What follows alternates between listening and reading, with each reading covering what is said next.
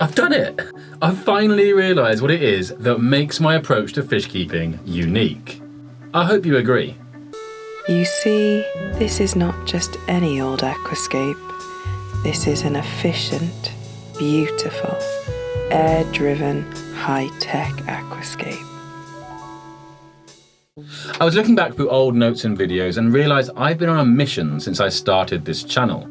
I want to create beautiful, air-filtered aquascapes that are cheap to run and accessible to everyone. When I returned to the hobby a few years ago, it seemed as though every fish keeper on YouTube had an Awase Biomaster, and that every fish magazine highlighted the benefits of the latest hang-on-back filter.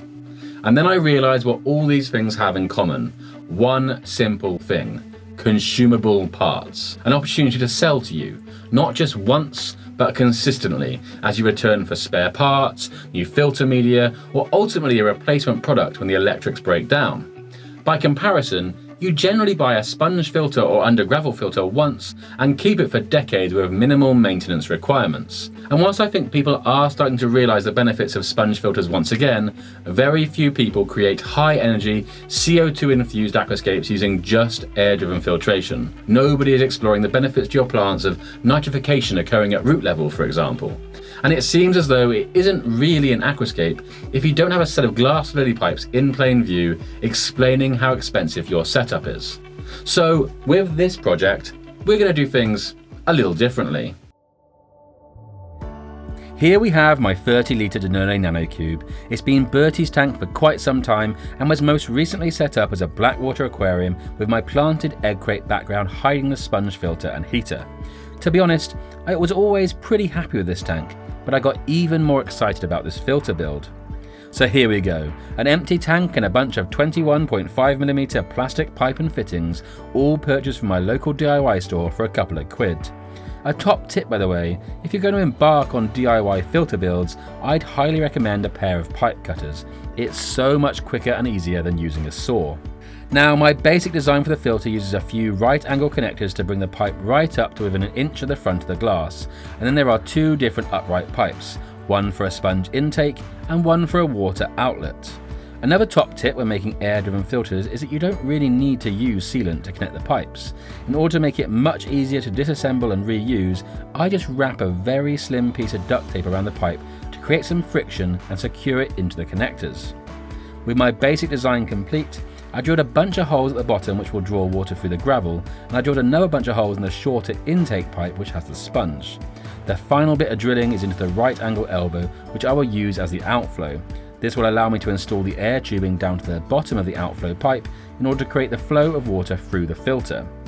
And now that's all put together, let's check out the water flow with some awesome shots of the filter in action.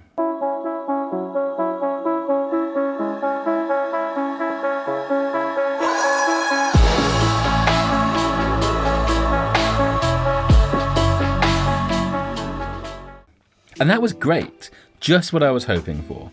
You can see a nice distribution of flow between the sponge area and the undergravel area. There is ample flow throughout the tank, and the position of both intake areas should mean there are no dead spots in the tank. Obviously, with all things air-driven, the main factor with flow is the strength of the air pump. I've attached this to my Eheim Air 400, which is currently split 5 ways across a total tank capacity of 145 litres, and we've still got great water distribution. I'm pretty sure this is going to work a treat. So with the filter working correctly, it was time to get scaping, and for that I headed to my favourite fish shop for some supplies. If you live in South Wales, you have to check out Newport Aquatics. What they lack in size, they make up for in knowledge, a great range of premium brands and plants, and most importantly, an awesome scaping room with a dojo. With my ruler to hand, I mapped out the size of my tank, installed the filter into the dojo, and started to play about with some hardscape. At this stage, I'd also point out that any fish shop willing to let you walk into their store with a bunch of random white piping in a carrier bag and not bat an eyelid is pretty cool in my books. The shop had some lovely cerastone, and it wasn't long before I was formulating a plan for a built-up background that hides the two upright pipes and creates a point of focus in the middle where I can have an awesome feature plant exploding from the rocks. I finish up my plan with some azalea root, which will add some texture and draw the eye into this central focal point. Now it was time to get back home and see if I could in any way replicate my plan from the dojo. First up, I lay a nice layer of biohome and alpha grog on the base, which will help establish aerobic, anaerobic and facultative bacteria within the substrate which the water will be filtering through. The piping gave me a nice way to separate this biological media from the aqua soil at the front of the tank, where I'll be growing a carpet of Lilaeopsis. I then covered everything with a decent layer of JBL Monado with a steep incline towards the back to create a sense of depth. And then it was time to reconstruct the hardscape. I'm not entirely sure I completely emulated my plan from the dojo, but with the aid of some marine grade silicone, I was able to build up a rock structure that hides the filter pipes really well, and I was quite pleased with how it turned out. I then also siliconed the azalea root, managing to get a really nice effect with it seeming as though it has slowly rooted in place and wrapped around the rocks over time. At this stage I was pretty happy and decided that the roots would benefit from being immersed in water so that they become waterlogged and don't float away after planting. It's also a nice chance to reflect on your hardscape decisions before finalising the scape with plants. Most of the roots stayed secured by the silicone, but I did have to weigh them down in a couple of places, and after a few days everything was ready for planting. I had decided to keep the planting relatively simple. I had this vision of a carpet of Lilaeopsis and then Suswasatang establishing itself between the roots. I liked the effect I had seen of these bushy cushions of freshwater seaweed, and their ability to lodge into gaps and grow relatively randomly meant I could achieve the natural riverbank look I was going for. I'd also purposely made the hardscape have a central line of sight so that I could feature the beautiful Cryptocoryne Wentii Mioia, which I had previously been growing in my 70-litre lava rock bridgescape.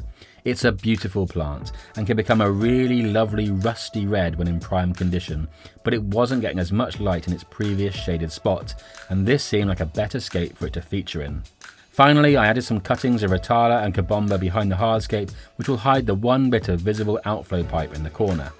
I then hooked up this scape to my CO2 system and began dosing the tank daily with my estimative index fertilisation regime, 50% weekly water changes and a siesta dual lighting period. If you haven't heard me speak about these awesome methods for rapid plant growth, you should check out some of my other videos and I'll leave some links in the description. In just a few short weeks, the aquarium was looking awesome and was fully cycled, ready for Bertie to head home and enjoy his new tank. On returning home, Bertie also reminded me to say that a sub to the channel would be fantastic. Oh, and he was also keen for me to point out that he now has his own range of merch, reminding you that you better cycle your tank. Bertie, what a genius. So what do you think? A pretty high impact and high energy aquascape using really simple air-driven filtration. At the time of the final shots, I've been running this tank for almost 2 months and everything is looking really healthy and luscious. The nitrification process occurring within the substrate due to the undergravel filtration means the Lilaeopsis has spread out and established its root structure really well. I'm also able to hide away the heater next to the sponge intake, and because of the water flow there is ample heat distribution throughout the tank.